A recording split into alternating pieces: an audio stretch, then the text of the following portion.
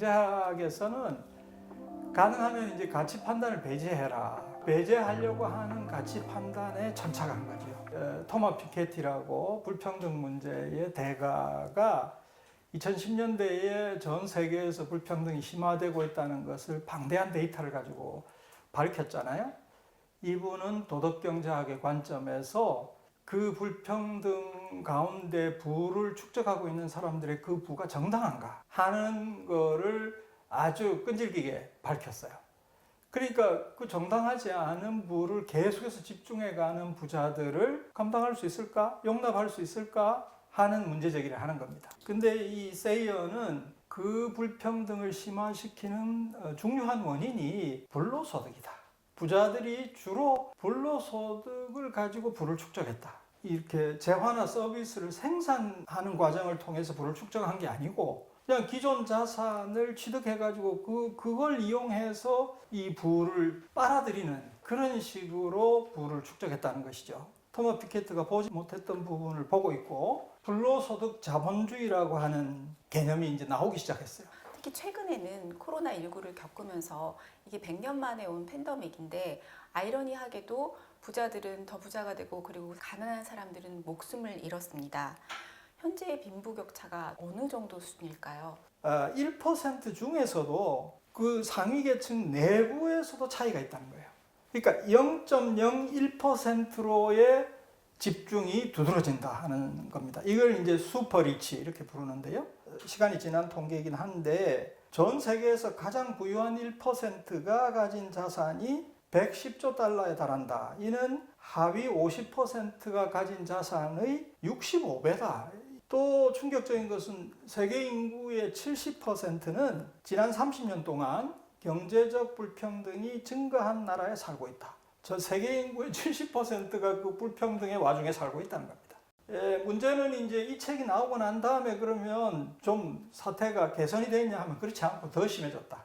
피케티의 최근 저서에 의하면 이 집중도가 자꾸 더 심해지고 있어요. 2020년에는 미국의 상위 10%가 차지하는 비중이 소득에서 2010년에 45%였는데 2020년에 48%로 증가하고 있습니다. 이거는 그 이후에도 계속해서 불평등이 심해지고 있다. 우리나라도 예외는 아니고요.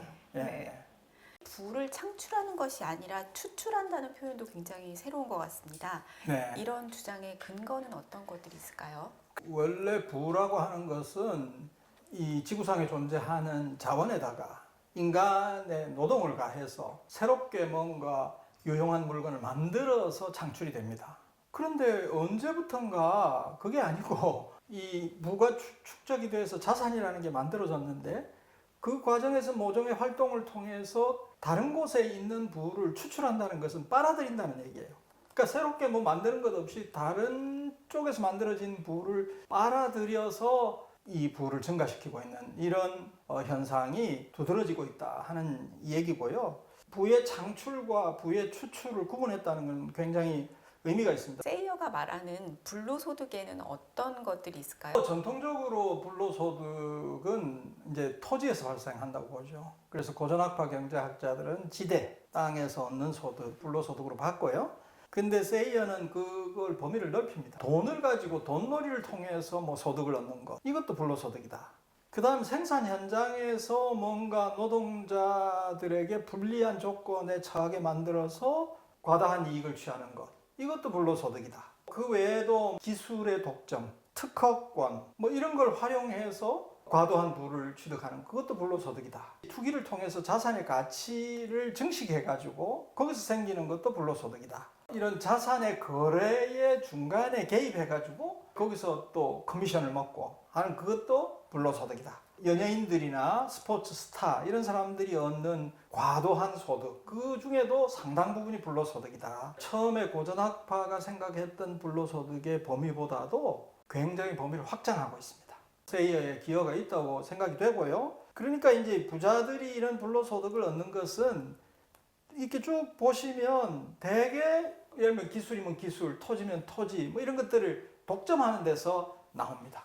독점에 기초해서 과도한 소득을 얻는 것 이게 이제 부자들이 불로소득을 얻는 방법이다 그렇게 말할 수 있습니다. 네, 우리나라에서 코로나를 거치면서 젊은 사람들 사이에서 벼락거지라는 말이 유행했다고 하는데요. 주가, 부동산 가격 이런 것들이 폭등하면서 노동소득만을 가지고 살아가는 사람이 갑자기 가난해진 거죠. 이런 현상을 좀 풍자하는 말이었는데 요즘 젊은이들 사이에서는 코인, 주식, 부동산 등을 통해서 돈을 버는 거 이게 조금 당연해진 그런 분위기도 있는 것 같거든요. 네, 그런 분위기가 많이 퍼지고 있죠. 네. 우리가 자랄 때만 해도 이런 분위기는 없었어요. 대체로 돈을 벌고 싶어하는 심리는 비슷한데 그때는 자기 열심히 공부하고 또 가능하면 좋은 직장에 들어가서 월급 받아서 덜 쓰고 저축하고 몇 년 지나고 나면 그것 가지고 집 사고 그렇게 보통 사람들이 살았어요. 그때하고 비교를 하면 지금은 너무너무 달라졌어요.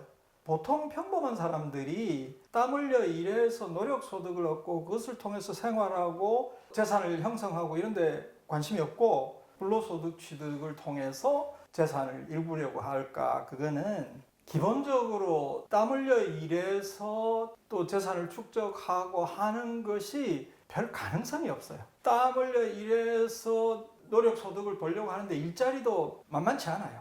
거기서 받는 소득을 가지고 그러면 남겨서 저축을 할 수 있느냐? 할 수가 없어요. 예컨대 주택 문제를 생각을 해보면 월급 받아가지고 저축해서 집을 살려고 하는데 집값이 이건 도저히 그런 방식으로 해서 살 수가 없어요. 그러니까 이제 오죽하면 이생망이라는 말이 나왔겠어요. 돈을 많이 번 사람들이 어떻게 벌었나 봤더니 전부 이런 식이에요. 주식 투기, 부동산 투기 이런 것들을 통해서 손쉽게 엄청난 돈을 벌었다는 것이 보인단 말이에요. 그럼 나도 해야지. 금융기관들이 이런 평범한 사람들에게 그렇게 할 수 있도록 또 대출을 해주네요.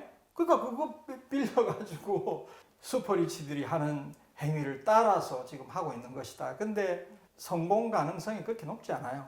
국가 전체적으로도 보면 이렇게 가면 안 되지요. 사회 구성원들이 땀 흘려 일하고 생산하는 데 관심이 없고 코인이나 주식이나 부동산이나 이런 투기해서 거기서 돈을 벌려고 하면 생산이 활력이 있겠습니까? 그런 분위기의 영향도 상당히 있다 이렇게 보는 것이죠. 부자들이 경제 위기를 만든다. 그리고 이런 경제 위기를 통해서 또 부를 추출한다. 이런 이야기를 하고 있는데 어떻게 이런 일이 일어날 수 있을까요? 세이어는 한 80년경부터 금융화라고 하는 현상이 나타났다.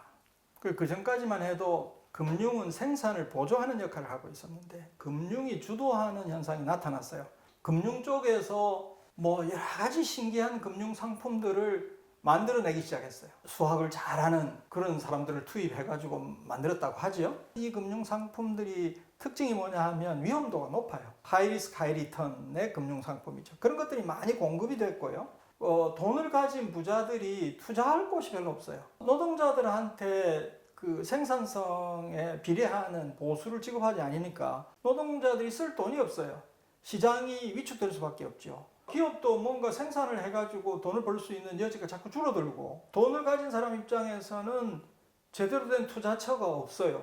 그 주로 부자들이 어디다가 투자를 했느냐? 주식, 부동산, 금융 쪽에 투자를 하기 시작한 겁니다. 금융기관들은 거기에 부응해가지고 굉장히 위험한 금융상품들을 막 만들어냈어요. 위험한 금융상품에 부자들이 돈을 막 투입을 했기 때문에 이게 그대로 갈 수는 없는 거예요. 어떤 계기가 발생해서 결국은 이 금융상품들이 부실화하고 거기에 투자했던 사람들이 망하기 시작하고 이렇게 해서 2007년에 전 세계적인 금융위기가 초래됐던 겁니다. 그때 미국의 투자은행이라고 하는 것들은 다 망했죠.